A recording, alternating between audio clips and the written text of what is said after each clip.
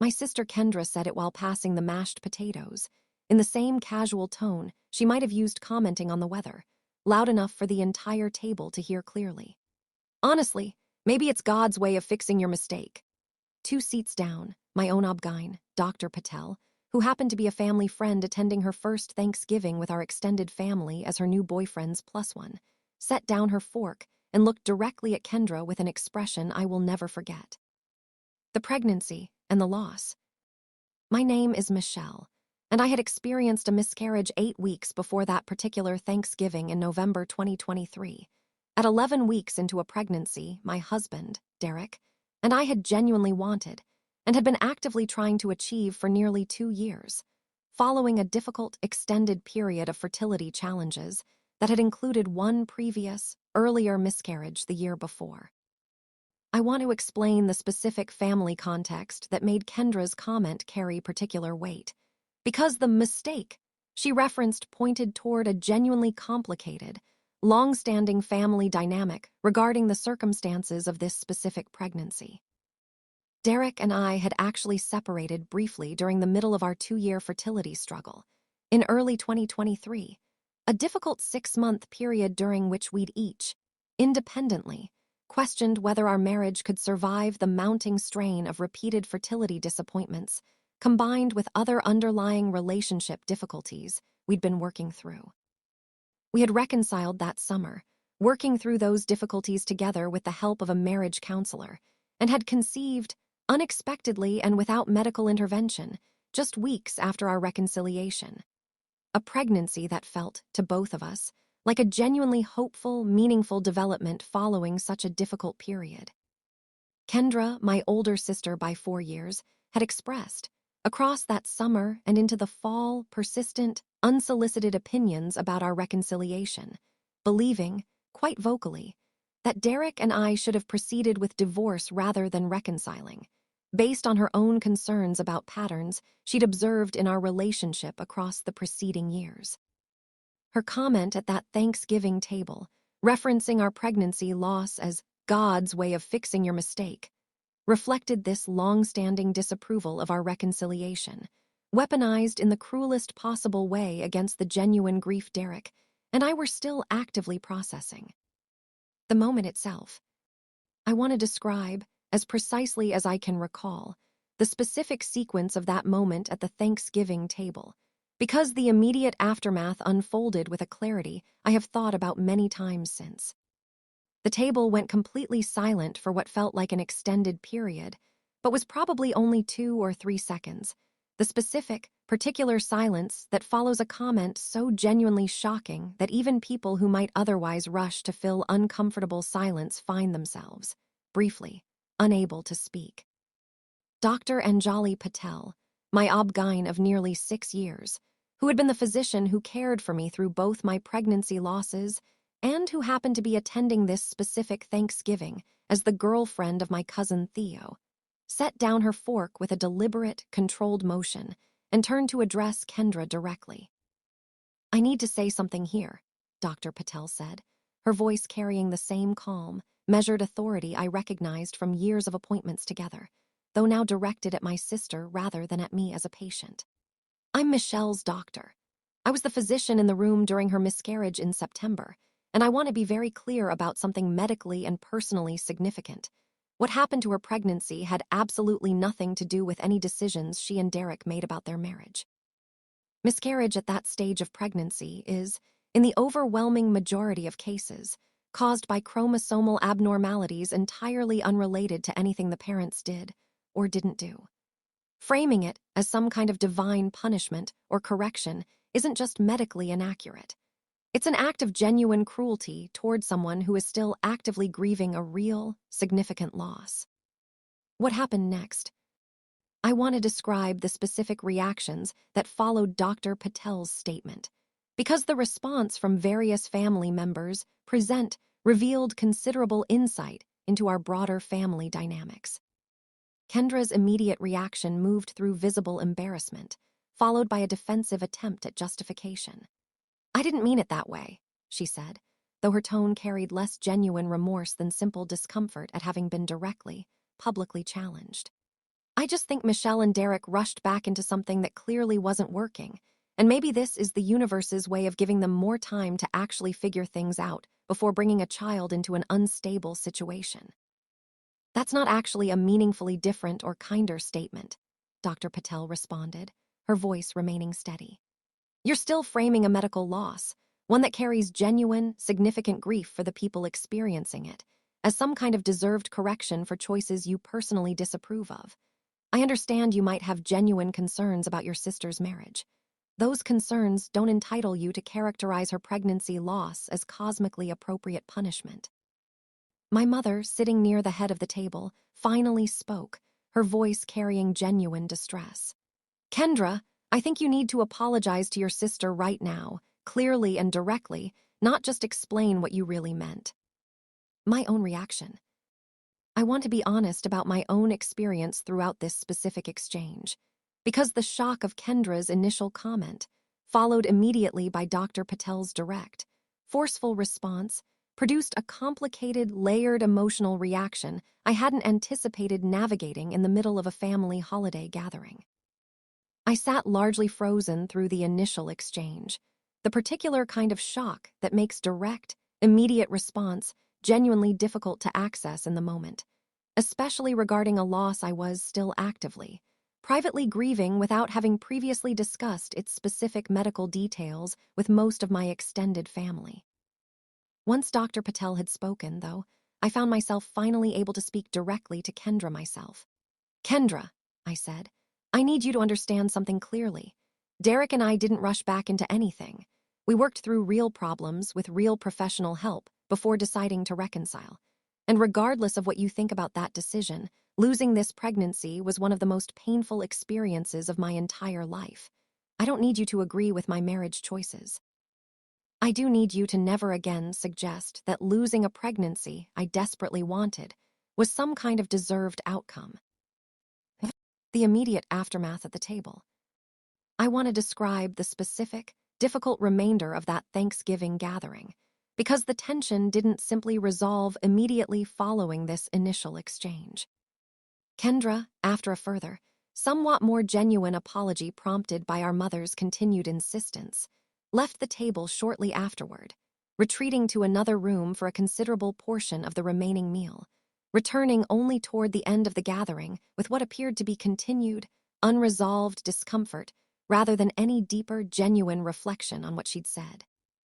Derek, who had been sitting beside me throughout this exchange, expressed his own significant anger toward Kendra once we were able to speak privately later that evening. Anger I shared, but had been too shocked to fully access in the moment itself. Dr. Patel, for her part, later told me privately, once the broader gathering had settled into a more subdued, awkward conclusion, that she hoped she hadn't overstepped by speaking so directly in what was, after all, a family gathering she was attending as a guest rather than in any professional capacity. You didn't overstep, I told her. I don't think anyone else at that table was going to say what needed to be said as clearly and immediately as you did. I'm genuinely grateful you were there. The weeks that followed, I want to describe the specific family dynamics that unfolded across the weeks following this Thanksgiving gathering, because the incident prompted a broader family reckoning that extended considerably beyond the initial, difficult exchange itself. I did not speak with Kendra directly for nearly 3 weeks following Thanksgiving, needing genuine space to process both the original comment and my own complicated feelings about how the broader family gathering had unfolded around it. My mother, notably, initiated a series of conversations with both Kendra and me separately during this period, working to understand more fully both the underlying tension regarding Derek's and my reconciliation, and the specific, significant harm Kendra's comment had caused. I think, my mother told me, during one of these conversations, Kendra has genuinely struggled to separate her own opinions about your marriage from basic compassion regarding your very real, significant loss.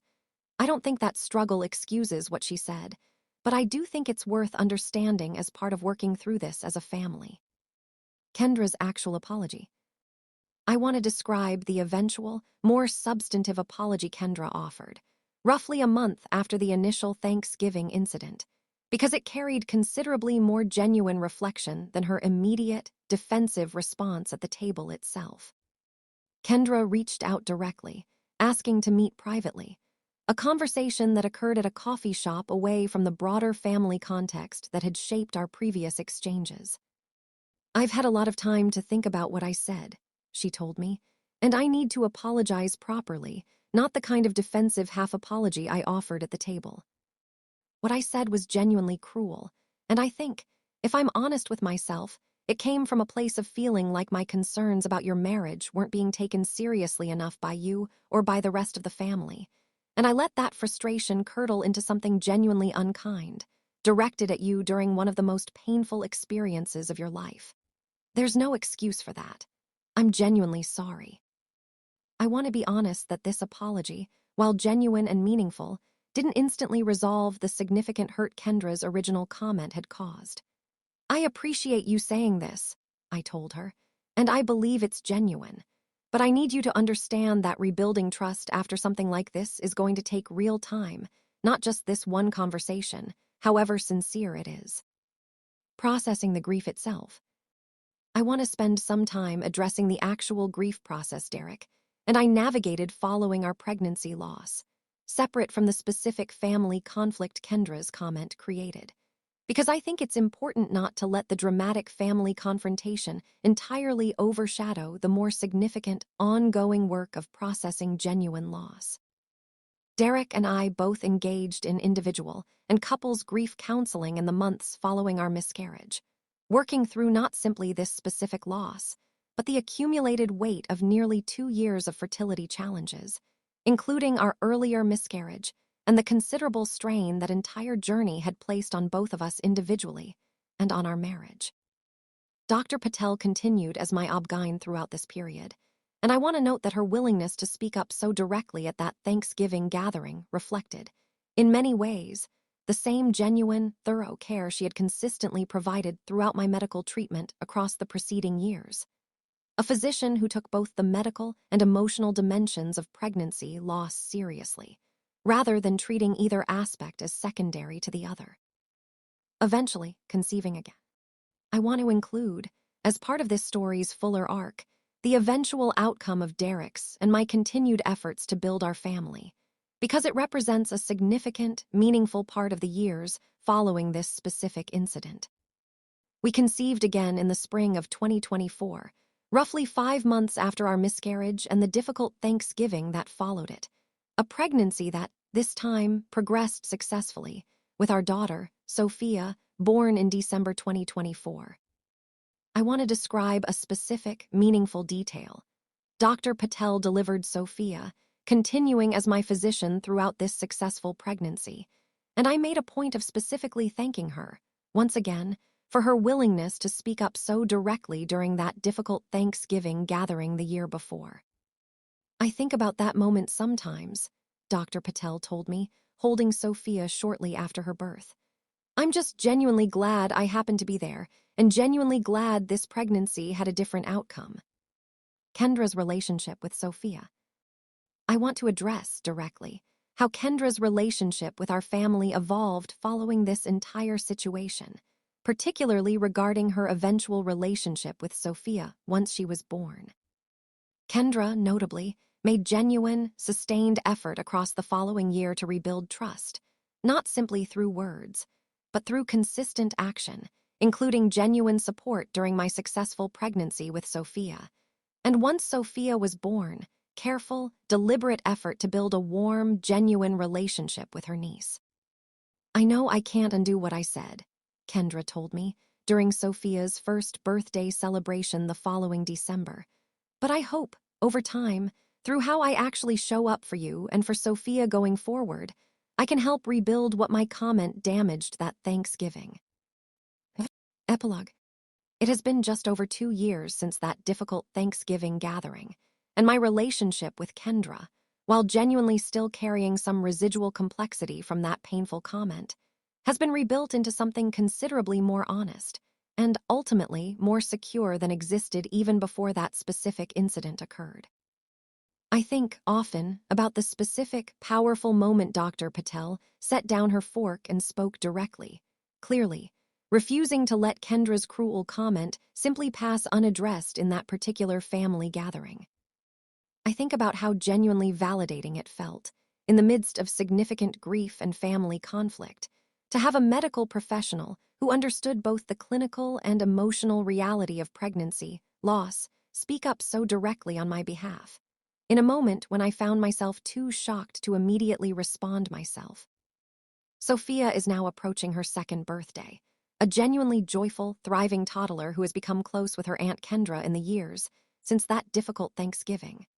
A relationship built, deliberately and consistently, on the foundation of a genuine, hard-won apology and years of consistent, demonstrated care that eventually proved considerably more meaningful than any single, painful comment, however devastating it felt in the moment it was spoken.